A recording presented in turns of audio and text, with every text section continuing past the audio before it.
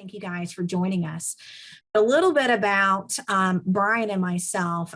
Brian, who is on the line with us, is our VP of Sales at ClassWallet. And I am your Senior Account Manager for the state of Arkansas. Both Brian and I, as Mike just alluded to, with Arkansas being a school dude state, Brian and I have more than 30 years of experience working with educational institutions. And majority of that tenure came from our time at the Dude. Between the two of us, we've probably worked with more than 2,000 educational institutions and worked with business and maintenance leaders. Very familiar with everything that you guys are going through and the challenges. And while we were at the Dude, we both led teams that were very involved in ensuring that our clients had success with our products and platforms. So we're going to be talking a little bit about, bridging the gap in between maintenance and the business office. And much of our subject matter expertise comes from our time at the Dude, where we realized within M&O teams, even adopting the platform such as Maintenance Direct, there's a lot of different bells and whistles associated to the platform and things that you can start tracking within the application. But the one thing that we noticed is that our clients at the Dude did not fully embrace and didn't adopt every attribute, where that's where ClassWallet comes into play, where we have been able to make it easier to start tracking some of these low dollar unplanned expenditures that may not get captured at the work order level. So we're going to be talking a little bit about that. But as we get into understanding ClassWallet and who we are a purchasing efficiency platform exclusively built for the needs of educational institutions. We're working with over 3,600 schools today that's representing over 2.5 million students. We are on 6 different state contracts and working with 6 different state agencies. And a little bit about kind of our core DNA. Our CEO, Jamie Rosenberg, actually founded one of the first crowdfunding platforms for teacher supplies, which was adoptaclassroom.org. During that time period, he raised over $50 million for teachers to be able to go and get teacher supplies that they need for their classroom. The one thing that Jamie found after that, it's raising the money is one thing, but distributing the money and putting it in the hands of teachers is quite a different task. He found that it was very cumbersome, that teachers needed an easy way to access funds and then to be able to have the fiduciary oversight needed to be able to then know that those funds are being spent and fit for the purpose of what they were raised for. So that was when he developed ClassWallet. And that is, that our corporate DNA is how do we ensure that the funds that are being appropriated for a different purpose and fit within the educational institution is then being leveraged for the right purpose. We've had a great track record, and with a lot of the success that we've had with AAEA, we've had some great adoption in the state of Arkansas.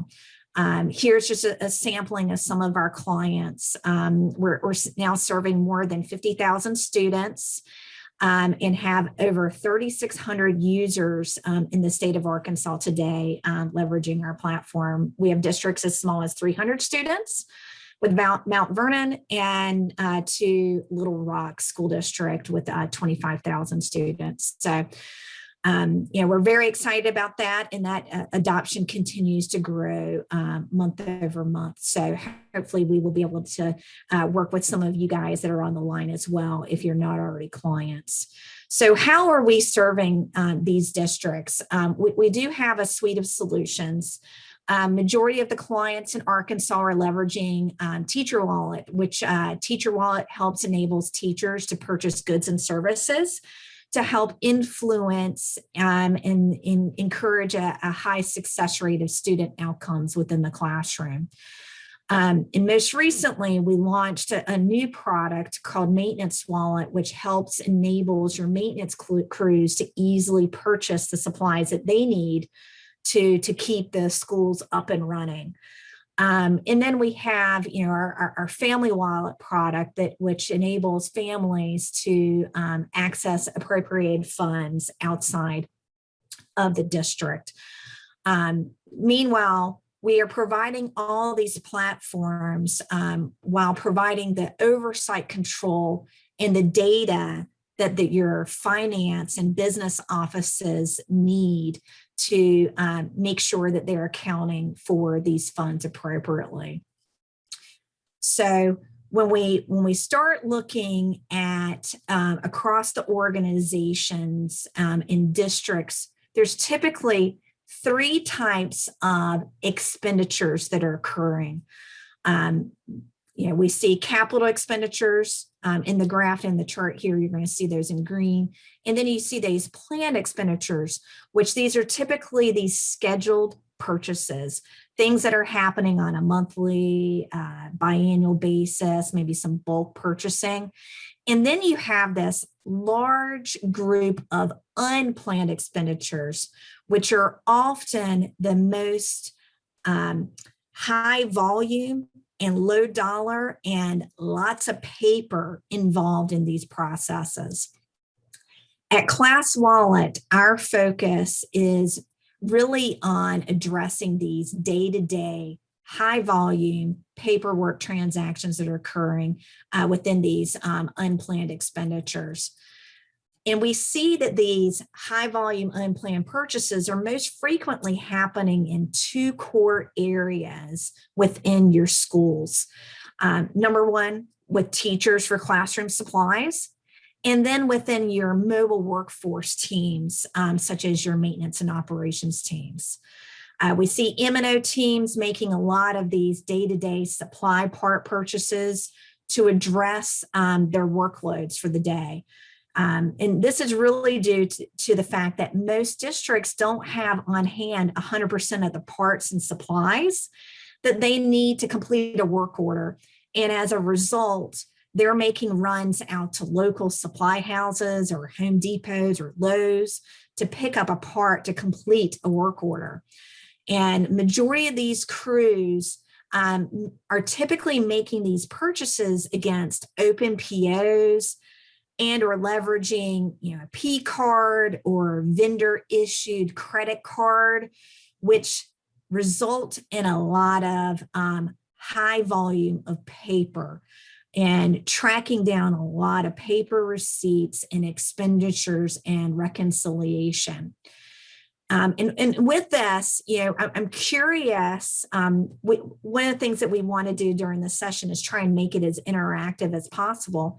I'm curious to learn how everybody on the line today, how you guys, how your M&O crews are making purchases today. And we've got a quick poll, and let me launch this really quick. And the question is, how are your M&O crew members making unplanned low dollar purchases today? Let's see, hold on one second. Let me make sure I'm going to end the polling really quick. I'm going to relaunch it. I want to make sure they allow our panelists to vote. And you should be able to see a poll. And the selection is, how are your M&O crew members making unplanned low dollar purchases today? Are they submitting a purchase requisition? Are they opening a purchase order with a vendor? Are they doing it against an open purchase order with a vendor? Are they doing it with a P card where it's issued to an individual crew member? Or are they checking out a P card or none of the above? So we'll give this a little bit more time.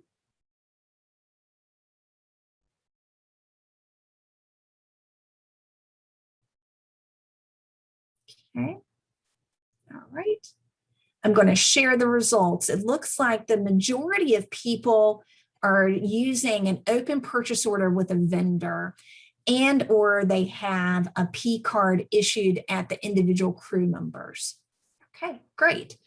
Thank you guys for doing that. All right. So that's great to hear.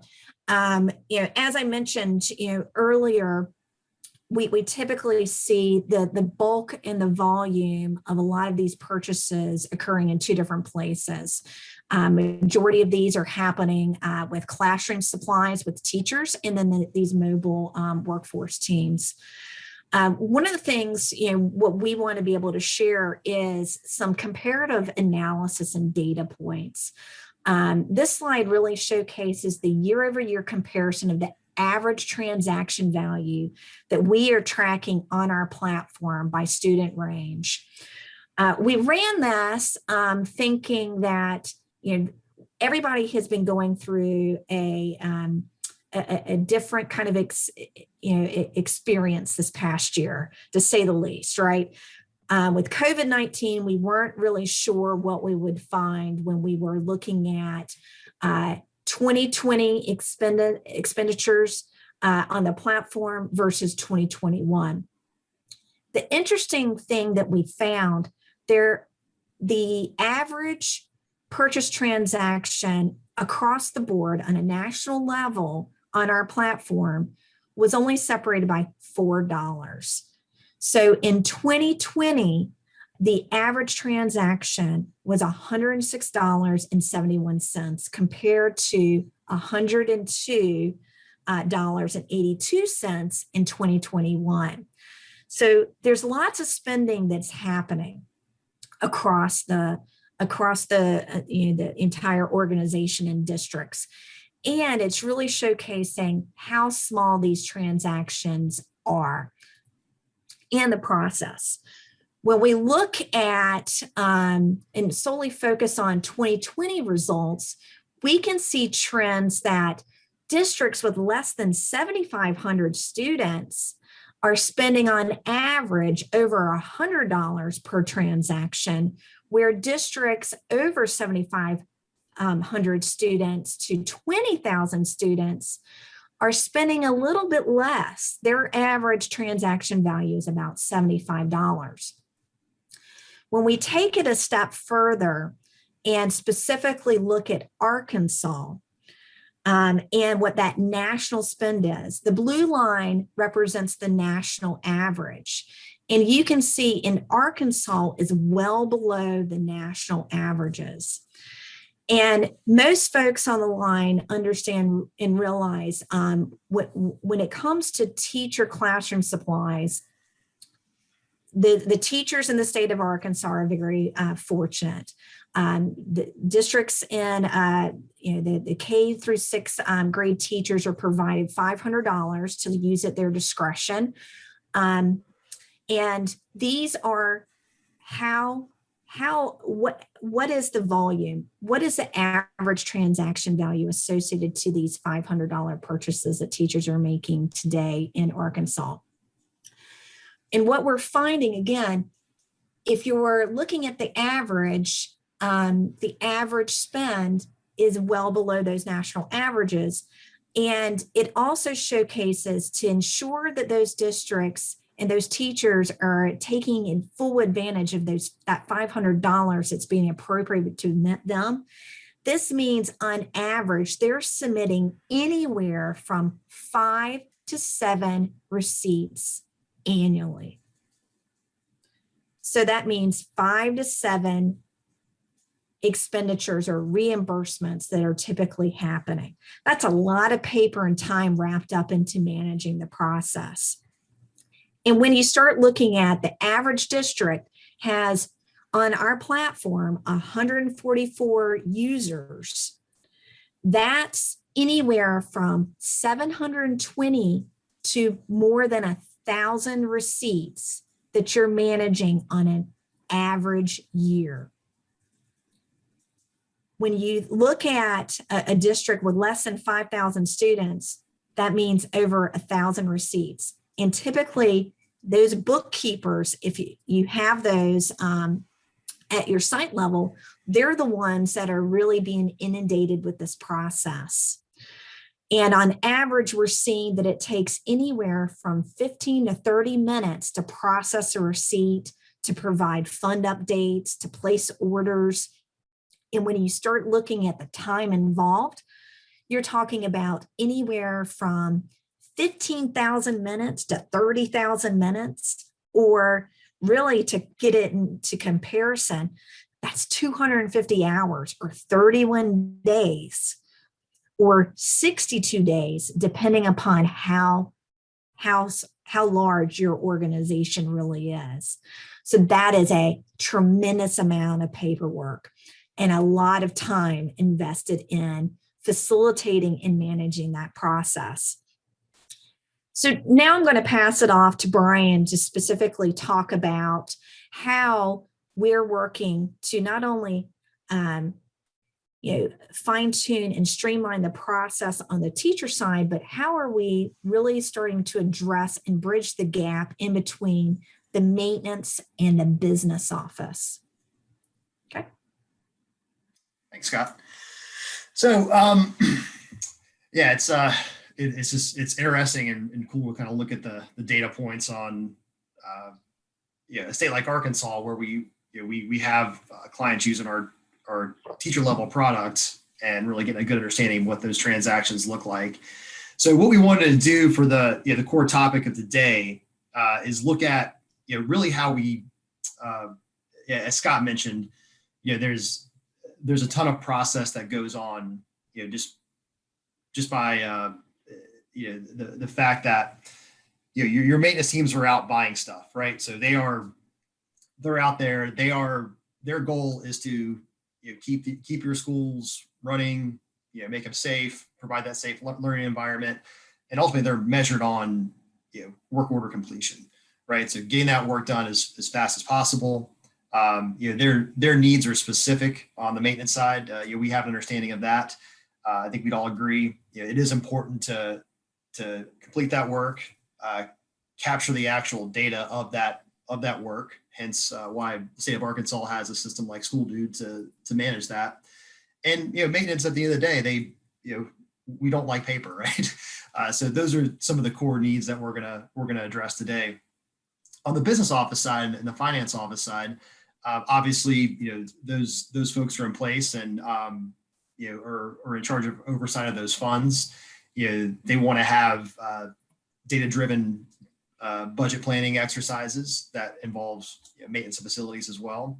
And ultimately, when we talk about those purchases, the reconciliation of those purchases has to happen there. I mean, these are obviously public dollars, and the reason the finance department, a big reason why they do what they do, and they have these processes in place, is so they can ultimately be accountable for those public dollars. So the bridging the gap topic is really about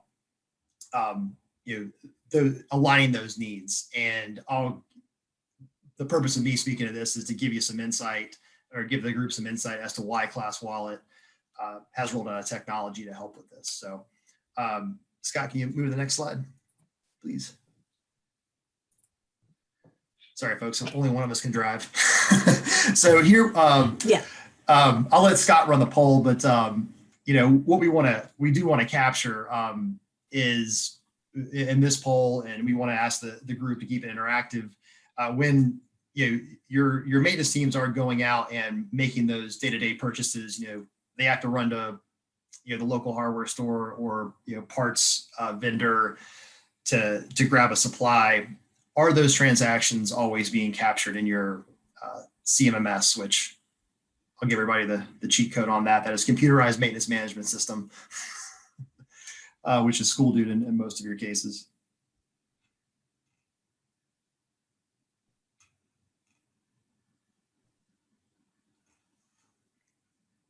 Okay, we're still waiting for everybody to finish voting. Okay. Okay. All right. So it looks like majority folks sometimes and rarely are tracking those purchase transactions. And we've got one person that says 100% always. That's awesome. That's great. That is great. Very cool. Very cool to see. That's kind of what we assumed would happen, but yeah, we'll speak more of that in a second. So so that's the poll. Let me close this out. Okay. So, do want to talk about that,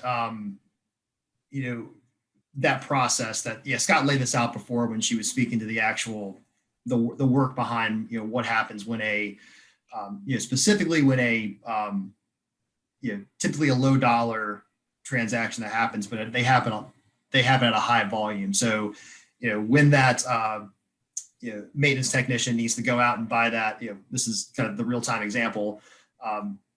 We're trying to get schools back up and running. There's all kinds of things that are coming up purchase-wise that have never been planned for before, like going to buy plexiglass, and there's all this PPE stuff out there that we're having to purchase now. So, when those purchases happen, what we find is it's often like a, when you look at the actual purchase of the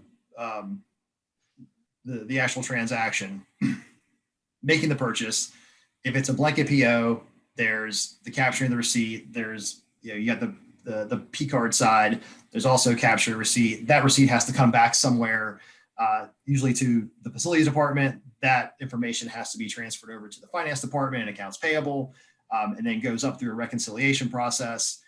And I would imagine that one person that said they always enter that information into their work order system also has to capture that as well. So a very paper intensive, people intensive process when you look at that effectively a low dollar transaction. So the other thing that we do want to talk about, and a really a big reason why why I'm here and why Scott's here and ClassWallet's rolled this product out is, what we find is facility heads, facility directors, maintenance directors, and business officers. At the end of the day, we all know you want to make informed budget decisions. So when you look at what's being spent at your buildings on a monthly, annual basis, you have a work order system in place to help with some of that. So you're able to capture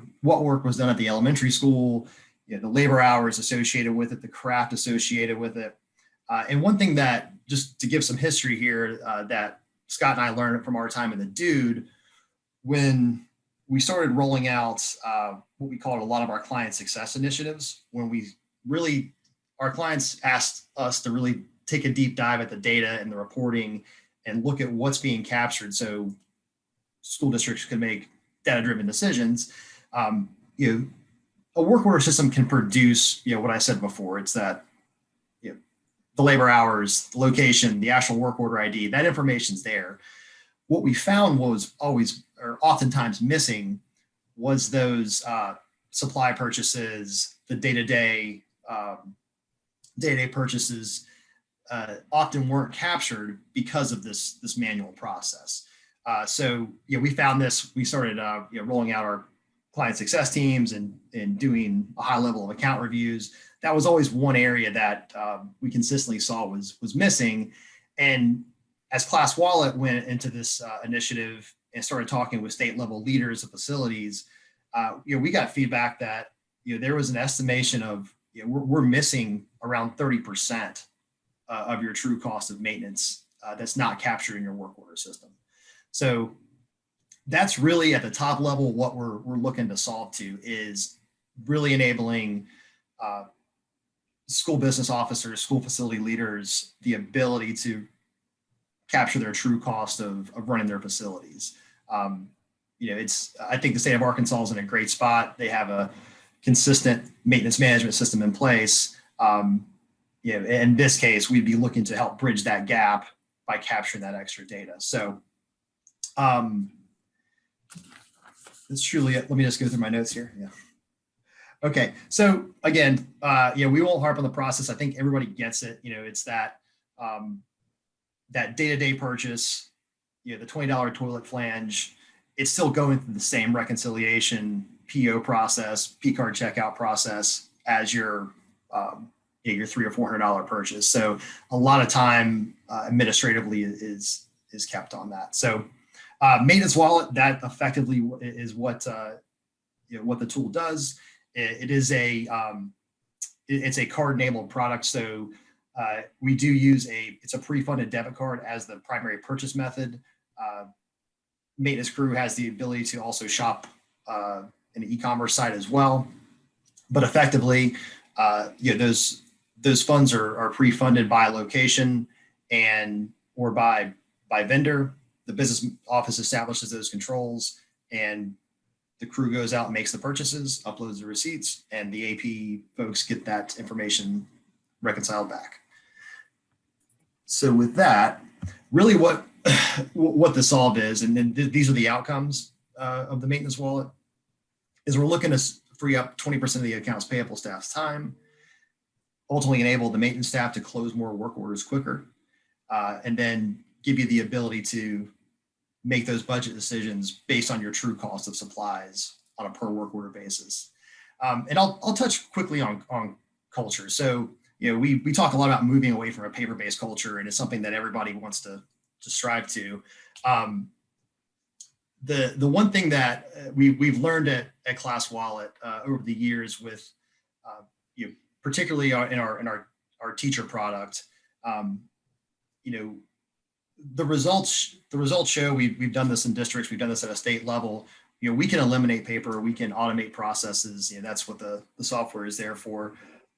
But really, an output that we've seen that's been, it's not surprising, but it's become more important than we originally thought, is your workforce now, when you're looking at on the teacher side, there's a big initiative to obviously retain teachers, retain talent, and we're seeing that on the facility side as well.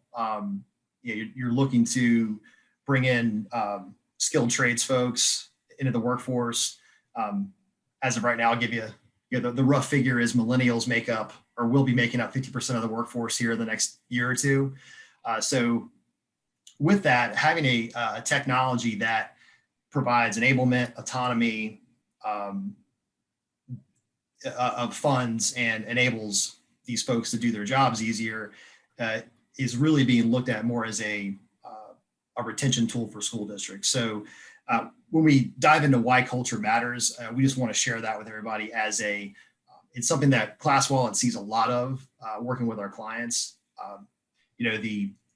Having the proper controls in place and the efficiencies in place has been phenomenal.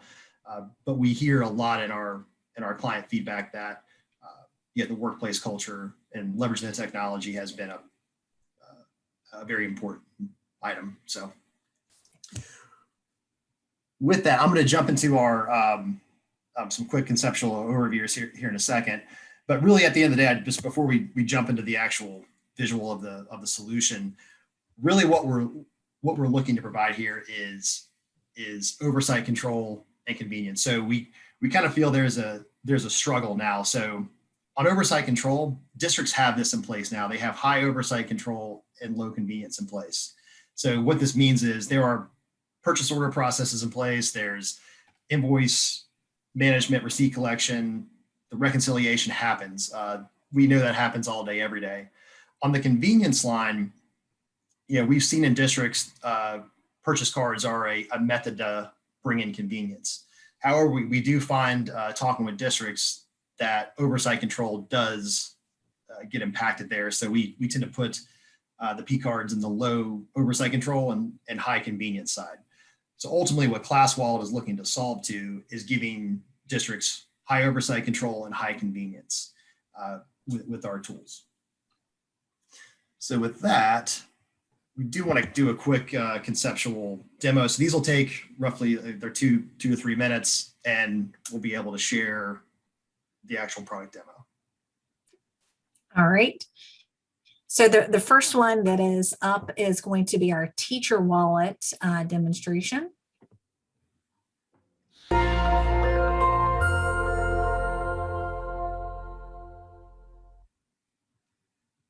ClassWallet is a pre-funded notional wallet account that allows users access to spending without being in the money flow.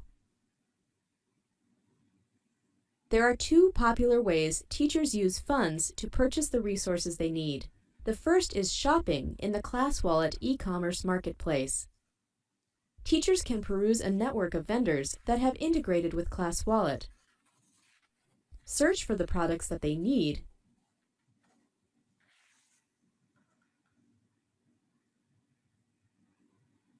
and check out without the need of using a purchase card. The vendors send ClassWallet the SKU level data, and the teacher checks out of the ClassWallet system using ClassWallet funds. The other popular way teachers use ClassWallet to purchase resources is to submit a receipt for reimbursement. They simply upload the receipt into the system, enter some basic information,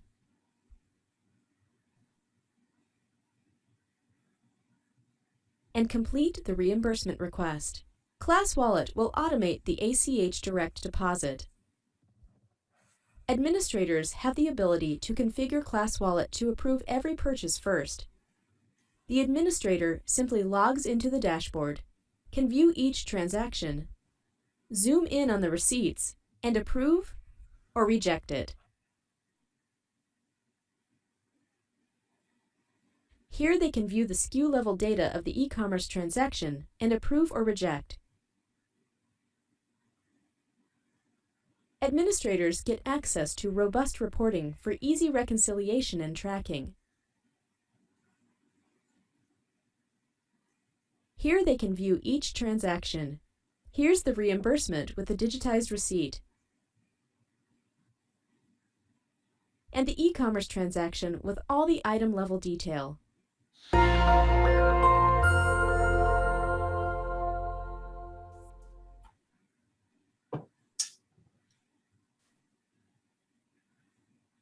Now we will showcase maintenance wallet. Hey everyone, welcome to my channel. This is OpenSea.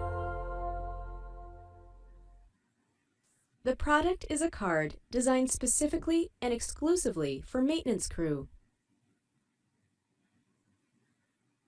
From their phone, the maintenance crew can see precisely how much is available on the card and how much of it is allowed to be used at either a particular vendor or within particular budget.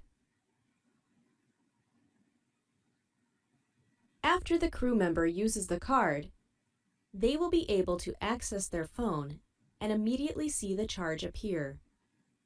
They can use the mobile phone camera and take a picture of the receipt.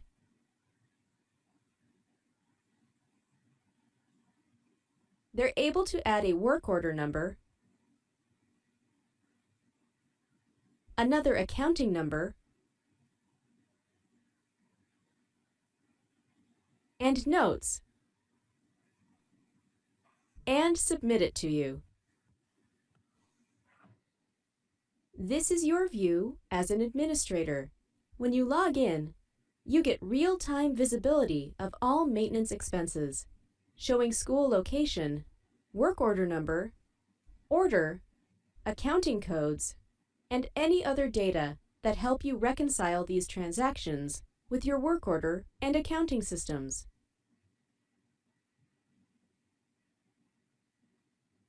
Over and above the data, you get a digital backup of every single transaction.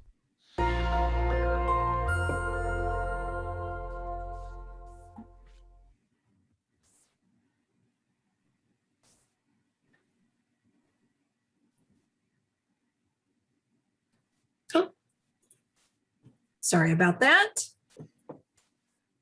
Was there one more? I'm joking. There was not one more. So those were the two high-level overviews. And really, this slide is our kind of final slide of showcasing how does ClassWallet specifically address the gaps in between some of these processes that you guys may be already utilizing today, and really just showcasing where we see gaps within open purchase orders and within even the P card process. And every district's a little bit different, where the P card is providing, again, that flexibility and that convenience, as Brian alluded to earlier, but it doesn't have the same types of control process, as well as being able to get the reconciliation and continuing to be able to reconcile all that back end paper and receipt process. Brian, I don't know if there was anything else that you wanted to cover. Yeah, so the only thing I will mention on this visual here, so this comes up a lot in our in follow-up demos and that sort of thing, and we can offer that to anybody on the call here. But just to be clear, so with ClassWallet, we're not looking to replace your purchase order process effectively, as opposed to having multiple POs throughout town and multiple vendors. You would just have one PO. So we like to definitely clarify that this it's the same thing with a purchase card. Like, we're not looking to replace any of that. It's just automating those processes effectively. Mm-hmm. So just want to call that out before we pivot over into the Q&A section.